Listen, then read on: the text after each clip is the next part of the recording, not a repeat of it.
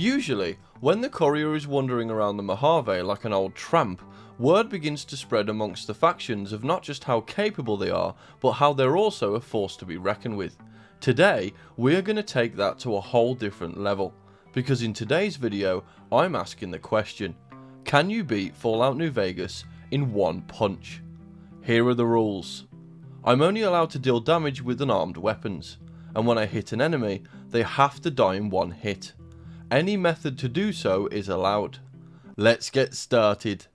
After turning myself into an egg, for my specials, I decided to put most of my points into endurance and luck, because despite caving people's heads into paste with a single blow, the last thing I want to be is a glass cannon, and I will need a high luck stat to get the caps I need for the run.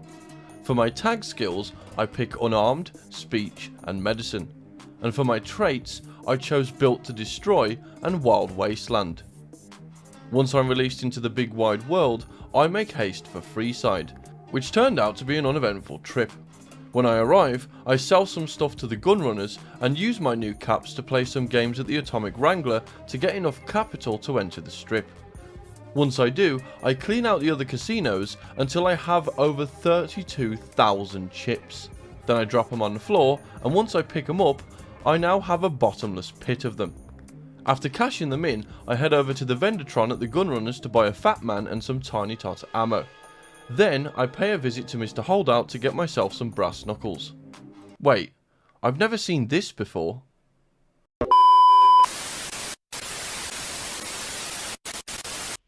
And now for something completely different. Today's video is sponsored by ProjectOrochi, a New York-based streetwear brand with hundreds of unique designs inspired by our favourite games, including Sekiro, Cyberpunk, Dark Souls, and of course, Skyrim. I just love these designs. They are striking, but also simple and not in your face. This Nightshade one from their Tundra collection is just, chef's kiss. And the Great Wolf design from their Souls collection, featuring our favourite good boy, is amazing.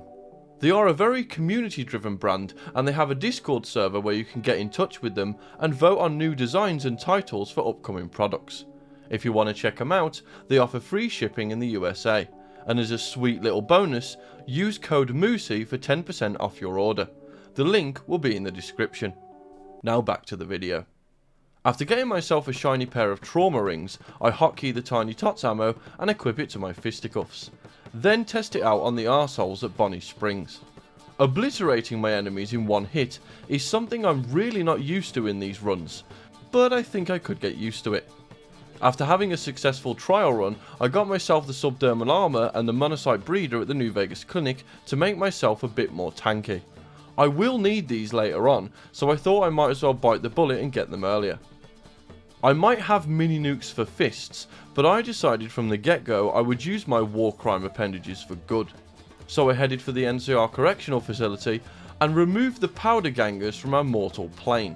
Then I head to Prim and deliver some swift justice to the ne'er-do-wells, save Beagle and hire Myers as the town sheriff.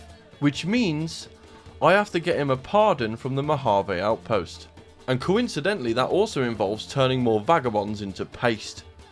After grabbing the pardon, Prim now has some law and order. Then I return to the strip and visit Walt Disney. I'm going to side with House in this one because I already have an immense amount of power, and I'm content with not ruling Vegas because combining that with my fist is just an egregious amount of power. Before I start doing his questline though, I'm going to help out the NCR a bit because I don't want to ostracize them. So I have a little chat with Ambassador Crocker, who sends me to Nellis to recruit the boomers. On the way I obliterate the dirty criminals at the tops, including the checkered moron. After grabbing the chip, I dodge the boomers' welcome party, and after having a chat with old lady Pearl, I help them out with some stuff around their base. After gaining their trust, they send me to raise the bomber from Lake Mead. To get to Lake Mead, I pass through Camp Golf. I made a discovery that made me fully understand why the world went tits up. Any civilization that tries to play golf without putting holes in the ground is doomed to fail. After running with some lake lurks, I attached the ballast to the wings of the bomber and used Loyal's detonator to raise it from its watery grave. After Pearl pledges her allegiance, I inform Crockenballs of my success, and before I can say the word errand boy, he sends me right back out to play Diplomacy 101 between the kings and his jarheads. But you don't get something for nothing, so before I can ask the king to help, I have to do him a few favours.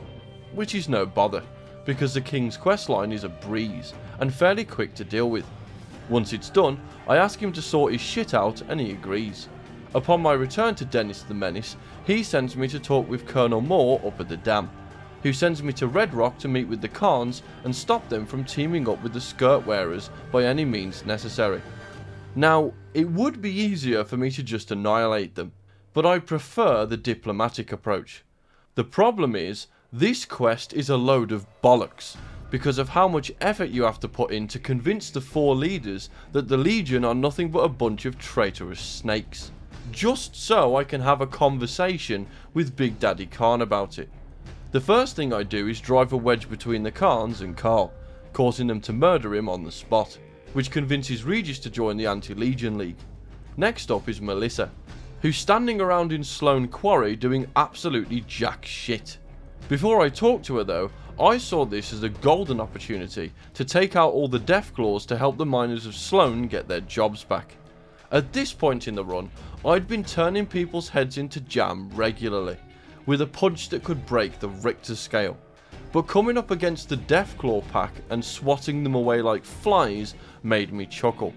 These things are feared by the inhabitants of the Wastes for good reason, and despite me having 2 levels in toughness and the subdermal armour, I still have to be quick and get the first punch on them, because they can still do an incredible amount of damage to me, and I did die a few times.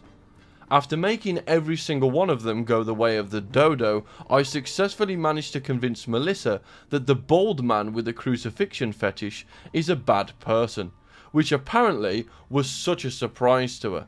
After this, I talked Jack and Diane over to my side, then I grabbed the History of the Mongol Empire for Dummies book from Ezekiel and give it to Papa, causing them to leave Nevada for greener pastures.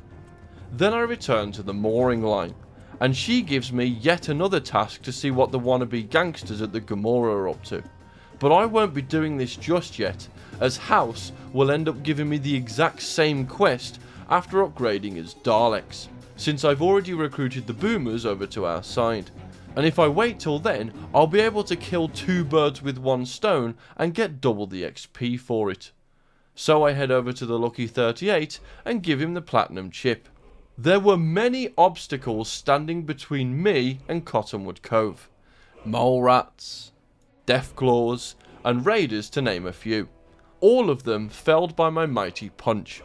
When I arrive at the cove, I make a trip to Nevada's favourite tourist attraction for psychopaths and set about turning every automated arsehole inside the weather station into a pile of useless scrap. After completing my task, I return to House and receive the Omerta quest from him, which has a few simple tasks to do. Blackmail Kachino, convince Troik to give me some thermite, clobber a serial killer, and blow up a stockpile of guns in the basement. Then me and Kachino execute a change in management, and I return to the dam to report to More Money More Problems. Then she tells me to kill House, but I'm not going to do that, so I return to the strip and talk to Tony Stark instead, who praises me for a job well done and sends me back out into the shit to remove the Brotherhood of Steel from the history books. In every other run on this channel where I chose to fight the Brotherhood instead of just turning their bunker into a pile of rubble, I was met with varying degrees of resistance. So I have to admit, watching them get obliterated one by one, despite being armed to the teeth and armoured to the gills, made up for many, many hours of frustration. Although, I did encounter an issue. At this point, I'd racked up enough kills to earn the Lord Death perk, but getting the perk froze my game, and also made my ears bleed with this god-awful noise. This happened every single time I got the perk. Now, I know this has something to do with the ammo swap glitch, because this has never happened to me before. So I had to figure out a way to get the perk without using the glitch, whilst also doing so without breaking the rules.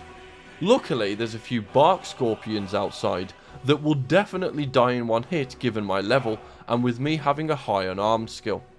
Once I have the perk and there's no more setbacks, I finish what I started.